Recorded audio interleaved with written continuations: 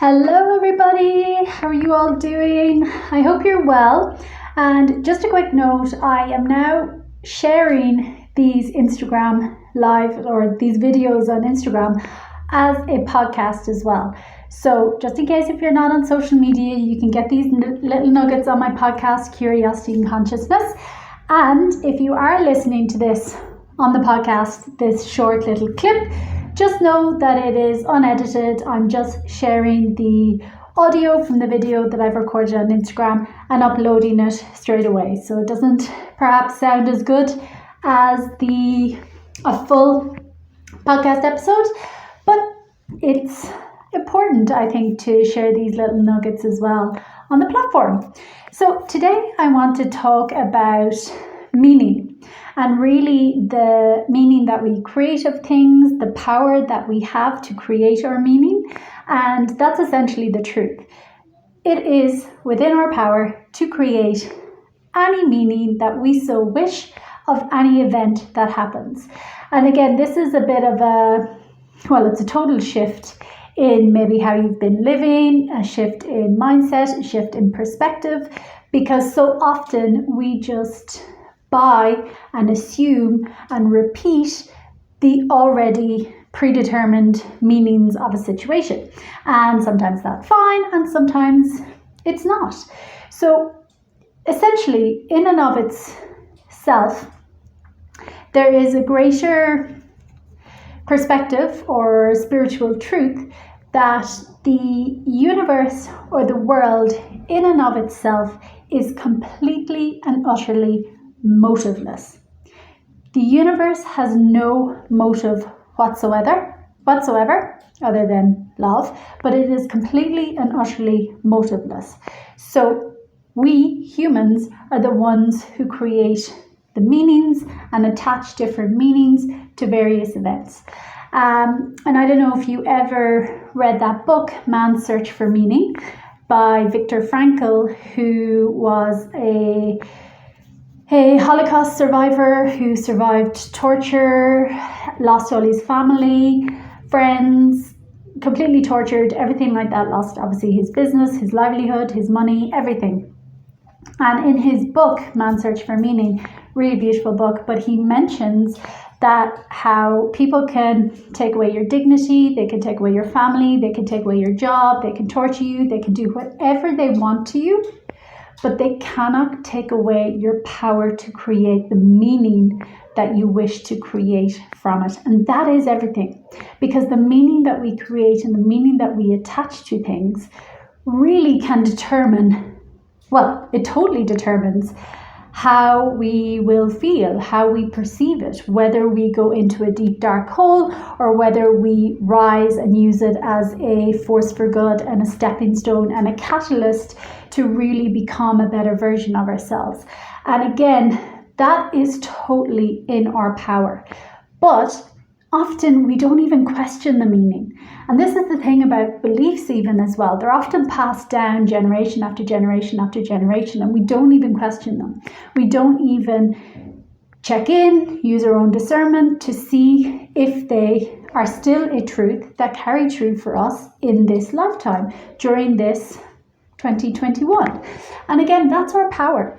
And the more that we are willing, and this is the internal curious work, and the more that we are willing to connect to our own inner truth, and really it's discernment, to discern, is this true for me? Is this limiting me? Does this make me feel expansive? Or does this make me feel restrictive? And if it makes us feel restrictive, if it makes us contract, if it brings us into a negative space, we can create a whole new meaning. We can decide that it means something new to us. And again, this concept may seem a little bit out there or airy-fairy or, crazy to think that this is the power that you hold, but it's really true. And I remember, and this is a classic answer. I remember years and years ago in my late teens, we used to go to Mass every Sunday. My parents would wake us up for Mass to go to Mass. And I remember in my later teens, I just started thinking about it and I was like, it actually doesn't make me feel good. I don't pay attention. I don't listen. I'm drifting off. I'm daydreaming the whole time. I don't get a benefit from it. So I remember talking to my mother and I was like, look, please don't wake me for mass anymore because I just don't believe in it. I don't listen. I don't do anything productive there. I'm just can't wait till I get out of it and just daydream, whatever. And obviously she was a bit like, oh, I don't know, what are you going to do? And I was like, okay, well, answer me this. I was like, why do you go to mass? And her first response was, because we've always gone to mass. And I'm not saying there's anything wrong with that. I'm just using this as an example. But I was like, I'm really sorry, but that's not a good enough answer for me. I don't want to do something that doesn't feel right for me just because it's always been done. Just because maybe you haven't even thought about why you're really doing something. So I'm just using that as an example, and there's so many, but we have the power to create the meaning, and I truly mean that in every single aspect of our lives. From any challenge you may have faced, any difficulty, any pain, any trauma, you get to decide what meaning you create from it. You don't have to buy the predetermined meaning of your friends, your family, society, culture, religion, anything. You don't have to if it doesn't feel good for you. You get to create your own meaning. You get to use it as a catalyst for yourself if you wish to create a more empowering meaning. And there's another example I saw one day in a talk, and again, how subjective meaning is to each of us based on our environment, based on our beliefs, based on our conditioning, based on our subconscious programming. We will automatically assign a different meaning to different things. That's why we have the free scope to create whatever meaning best supports us. And there was this image of a needle, a syringe being injected into a vein in a person's arm. And instantly, that image, a person can create the meaning of, ooh, that means pain. That means pain, torture, hurt. Someone else may look at that meaning and go, oh, that means getting better. That means feeling good. That means getting a solution, getting a remedy. Another person may look at that and go, oh, that means getting totally high, blissed out of my mind, like heroin, whatever it is. Another person may think, oh, that means being 10 years younger. That's an elixir that's going to make me feel 10 years younger inside. So you can see how one single image can evoke so many different meanings in a person.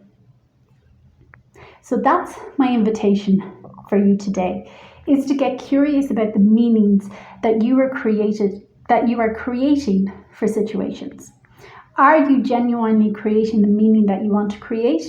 Or are you buying predetermined meanings that are just being passed down? And again, it's a thing of discernment, connecting to your own truth.